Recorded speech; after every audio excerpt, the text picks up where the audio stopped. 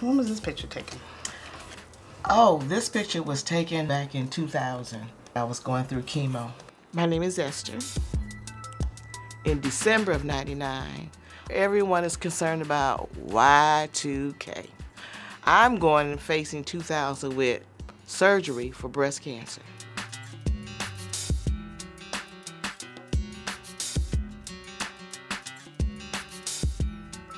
The Bible says that not all sickness is unto death. And I did not have any kind of apprehension that this was it. So it's not a question of, well, whoa, God, why me? Why not me? Who am I to question God? I have faith, but I also have the faith to know that divine healing is however God sees the healing to take place. I can have healing through the doctors because all knowledge comes from God.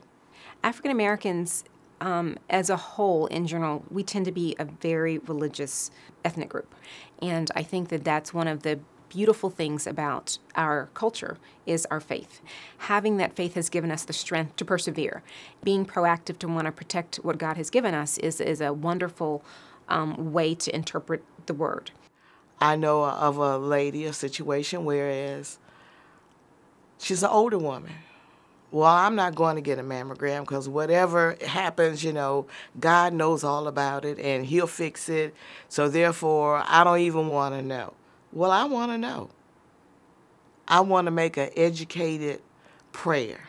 We learn about how our body works and what's going on with our bodies from the media, from online sources, from our physicians, from our friends and family, from our personal experiences.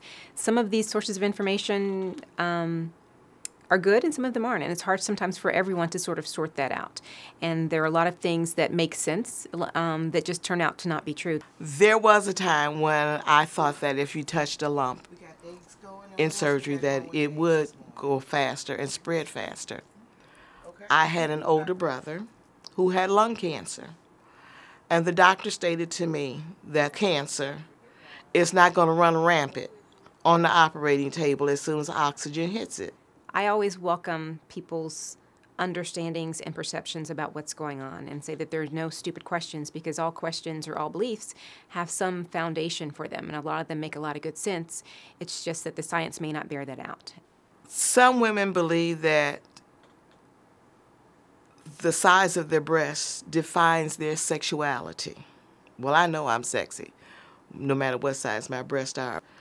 When I look in the mirror, and I just tell myself, oh, you look good. You are beautiful and wonderfully made in God's image.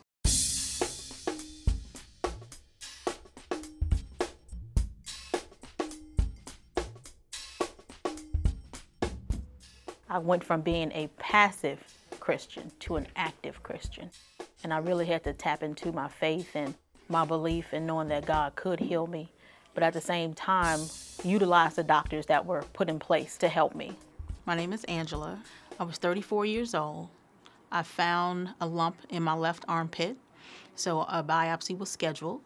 And later on, I was diagnosed with infiltrating ductal carcinoma, a form of breast cancer. And after I sought that second opinion, I began my journey of chemotherapy, a lumpectomy, and 7 weeks of radiation. When I went through my treatment, start to finish, 9 months, I never threw up once. I never got sick. I was tired, but I never got sick. And I saw that vast difference of how it impacted my mother, but not me.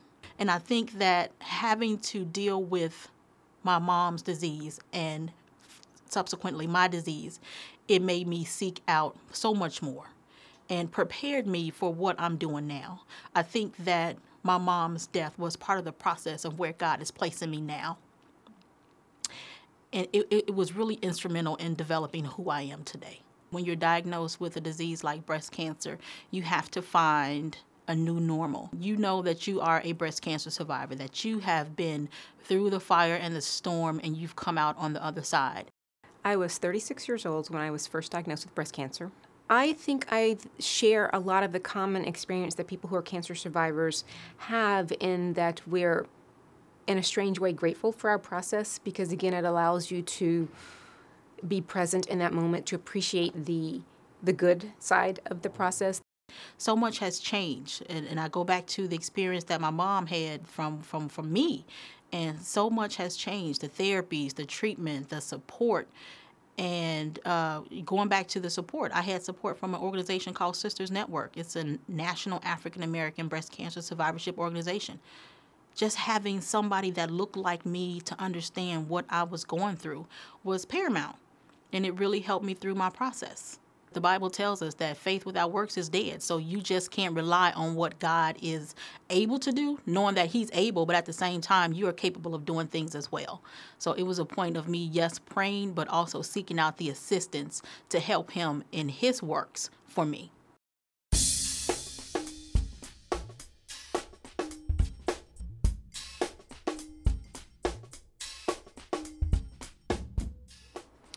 My name is Barbara, and I am a 10-year breast cancer survivor.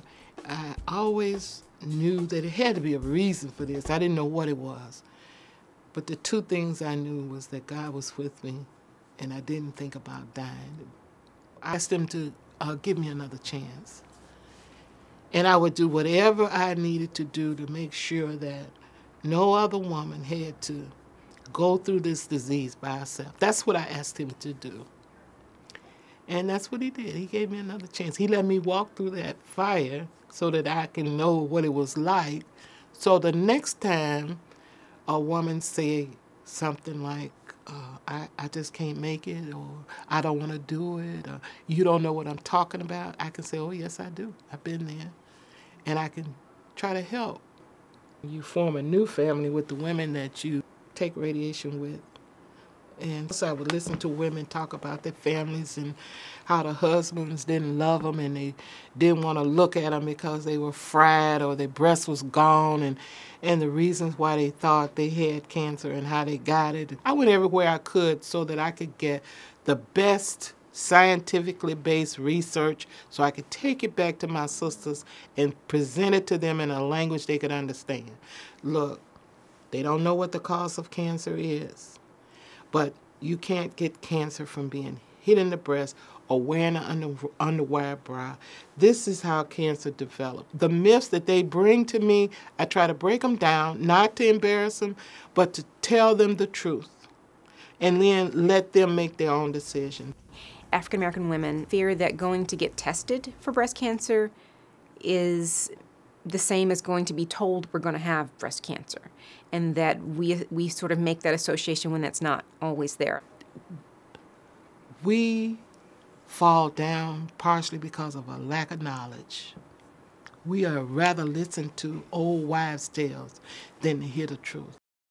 By the time we're able to go, or by the time we're sort of dragged there, it often is very late, and the cancer is advanced, and it's metastasized, and then there aren't as many treatment options. And so part of the side effect of us waiting so long is that we reinforce our beliefs that something bad is going to happen.